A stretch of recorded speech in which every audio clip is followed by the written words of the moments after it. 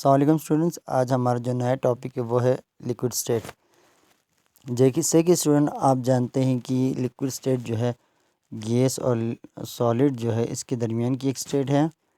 Kinetic molecular theory के मुताबिक कुछ खसूसियात होती हैं जिनमें से लिक्विड जो है रेंडमली अरेंज होता है, जिस तरह गैसेस होते हैं। मॉलिक्यूल्स रेंडमली मूव करते हैं, अरेंजमेंट रेंडम होती है। जबकि लिक्विड की दूसरी प्रॉपर्टी ये है कि काइनेटिक एनर्जी जो है गैस से इनमें कम होती है। तीसरी प्रॉपर्टी ये है कि लिक्विड मॉलिक्यूल्स जो है ये आराम से मूवमेंट करते हैं एक जगह से दूसरी जगह। चौथी प्रॉपर्टी ये है कि लिक्विड की जो है कोई ख़ास शक्ल नहीं होती। हाँ, वो शक्ल अख्तियार करती है जिसमें आप लिक्विड को डालते हैं। अगर आप बोतल में डालेंगे तो बोतल वाली शक्ल अख्तियार करेंगे, अगर आप गिलास में डालेंगे तो गिलास वाली, जैक में डालेंगे तो जैक वाली। तो शेप जो है कंटेनर के हिसाब से होगा जिसमें आप इसको डालते हैं। इसके बाद जो है पांचवी प्रॉपर्टी ये है कि बॉइलिंग पॉइंट, जब लिक्विड की बात करते हैं तो ये एक्सटर्नल एटमॉस्फेरिक प्रेशर पर डिपेंड करता है। जो एक्सटर्नल प्रेशर कम होगा, बॉइलिंग पॉइंट उसी हिसाब से कम होगा, लेकिन ज़्यादा होगा एक्सटर्नल प्रेशर तो बॉइलिंग पॉइंट भी इंक्रीज़ होगा। तो बॉइलिंग पॉइंट जो है लिक्विड का इस तरह से असरअंदाज होता है। लास्ट प्रॉपर्टी है कि लिक्विड जो है डेंसर होते हैं, डेंसिटी उनकी ज़्यादा होती है, लेकिन गैस की तरह ये एकदम कंप्रेस नहीं होते। इसी तरह स्टूडेंट आपको फिगर 5.9 नज़र आ रहा है। इसके अंदर आप मॉलिक्यूल्स देख रहे हैं, पार्टिकल्स किस तरह से अरेंज हैं। तो ये रिजिड भी नहीं होते, लिक्विड सख्त नहीं होते हैं। दूसरा जो है फ़िक्स शेप नहीं होती, और तीसरा जो है वॉल्यूम इनकी फ़िक्स होती है। 3 लीटर है तो गिलास में भी वही 3 लीटर होगा, जग में भी 3 लीटर होगा, बर्तन में भी यही होगा, लेकिन शेप उसकी डिफरेंट होगी। इसी तरह फिगर 5.10 में आपको स्टूडेंट नज़र आ रहा है, 2 कंटेनर के अंदर जो है आपको पानी के मॉलिक्यूल्स नज़र आ रहे हैं कि ये भी मॉलिक्यूल्स जो है बहुत करीब हैं, इस वजह से ये ईज़िली जो है कंप्रेस नहीं हो सकते। इसके अलावा कुछ और प्रॉपर्टीज़ हम डिटेल डिस्कस करेंगे, जिसमें एक है एवापोरेशन। एवापोरेशन लिक्विड में से जो तब्दीली आती है गैस की शक्ल में, वो जो है स्टेट एवापोरेशन कहलाती है। और ये एवापोरेशन जो है एंडोथर्मिक है। एंडोथर्मिक उस एक रिएक्शन को कहते हैं जिसमें हीट की ज़रूरत होती है कोई भी रिएक्शन को करने के लिए, इसलिए एंडोथर्मिक कहते हैं। एग्ज़ाम्पल जैसे कि हम अपने प्रैक्टिकल लाइफ में देखते हैं कि कपड़ों को जो सुखाने के लिए हम धूप का इस्तेमाल करते हैं, यानी उसको सूरज की रोशनी में सुखाते हैं। ये इसकी वजह क्या है, एवापोरेशन होता है। इसमें वाटर मॉलिक्यूल जो है गैस में कन्वर्ट हो जाते हैं सन से हीट लेकर। तो ये प्रोसेस क्या है, एवापोरेशन की एक एग्जांपल है। मज़ीद स्टूडेंट्स को हम ज़रा डिफ़ाइन एक्सप्लेन करते हैं। तो आप जानते हैं कि लिक्विड के मॉलिक्यूल्स जो है कंटिन्यूस मोशन में होते हैं, ये एक दूसरे से टकरा रहे होते हैं, लेकिन मॉलिक्यूल्स जिनकी इस टकराने की वजह से काइनेटिक एनर्जी सबकी सेम नहीं होती।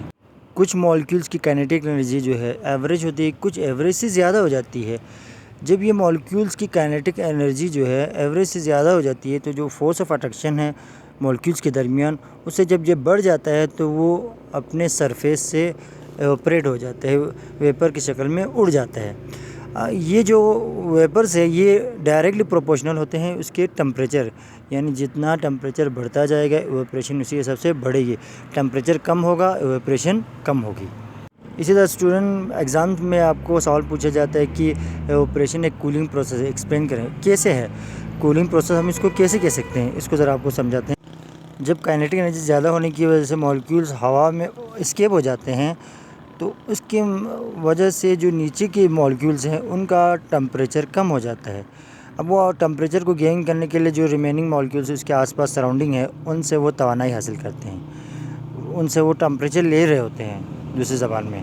तो इस एनर्जी को कंपनसेट करते हैं, तो इसके नतीजे में आसपास की जो सराउंडिंग मॉलिक्यूल्स है उनका टेम्परेचर भी कम हो जाता है। इस वजह से इसको कूलिंग प्रोसेस भी कहते हैं। इसी से मुताल्लिक़ एक और टॉपिक है स्टूडेंट की फैक्टर्स अफेक्टिंग एवापोरेशन। इससे क्या मुराद है, यानी वो कौन से अवामिल है जिससे एवापोरेशन कम या ज़्यादा होती है। सबसे पहले सरफेस एरिया। सरफेस एरिया किसे कहते हैं, सरफेस एरिया यानी जिस चीज़ में आप उस गर्म चीज़ को रख रहे हैं उसका साइज़, उसका एरिया कम है कि ज़्यादा है।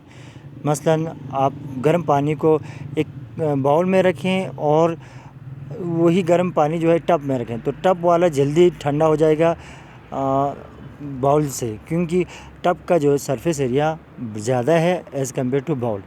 इसी तरह गर्म जो चाय है कप में डाली हुई और दूसरा केटल या केटल में जो डालते हैं वो जल्दी ठंडा हो जाता है एज़ कम्पेयर टू कप वाला, क्योंकि केटल का जो है सरफेस एरिया ज़्यादा होता है। तो उम्मीद है स्टूडेंट ये आपको सरफेस एरिया का समझ में आएगा। दूसरा है टेम्परेचर पे जो है एवापोरेशन डायरेक्टली प्रोपोर्शनल है। जितना टेम्परेचर बढ़ता जाएगा एवापोरेशन उतनी तेज़ हो जाएगी, रैपिड हो जाएगी। जैसे कि टेम्परेचर बढ़ने से क्या होता है, काइनेटिक मॉलिक्यूलर जो एनर्जी है वो इंक्रीज़ हो जाती है, वो इतनी बढ़ जाती है कि वो इंटरमॉलिक्यूलर फोर्स से बढ़ जाने की वजह से वो जल्दी से जो है बुखारात की शक्ल में उड़ जाते हैं। इसकी एग्ज़ाम्पल ये है कि कपड़े जो हैं जल्दी सूखते हैं जब मौसम बिल्कुल साफ़ हो जाता है, यानी सूरज की तपिश ज़्यादा होती है उससे। जब बादल होते हैं तो क्योंकि इतनी धूप तेज़ नहीं पड़ती इसलिए एवापोरेशन स्लो हो जाता है। इसी तरह तीसरा फैक्टर है इंटरमॉलिक्यूलर फोर्सेस। एवापोरेशन का रेट जो है वो बढ़ता है अगर इंटरमॉलिक्यूलर फोर्सेस कमज़ोर हों, यानी कम हो। जितना इंटरमॉलिक्यूलर फोर्सेस कम होते जाएंगे एवापोरेशन उतनी बढ़ती जाएगी। अगर इंटरमॉलिक्यूलर फोर्सेस स्ट्रॉन्ग है तो एवापोरेशन स्लो हो जाएगी, यानी इन्वर्सली प्रोपोर्शनल है। एग्जांपल इसकी जैसे परफ्यूम है, उनमें जो है इंटरमॉलिक्यूलर फोर्सेस बहुत कम होते हैं पानी के हिसाब से, इस वजह से परफ्यूम जल्दी एवापोरेट होता है एज़ कम्पेयर टू वाटर। तो स्टूडेंट आपको ये टॉपिक समझ में आया होगा। इसके बाद जो है वेपर प्रेशर, ये नेक्स्ट वीडियो में आपको डिटेल समझाया जाएगा। इससे पहले जो एवापोरेशन है फैक्टर्स है उसके हवाले से, या जो आज के टॉपिक मैंने डिस्कस किए उसके हवाले से कोई क्वेश्चन हो तो आप कमेंट सेक्शन में लाजमी लिखें। और इसके बाद की जो वीडियोस है इसमें दोबारा आपको नए टॉपिक्स के साथ मिलते हैं। तब तक के लिए अल्लाह हाफ़िज़।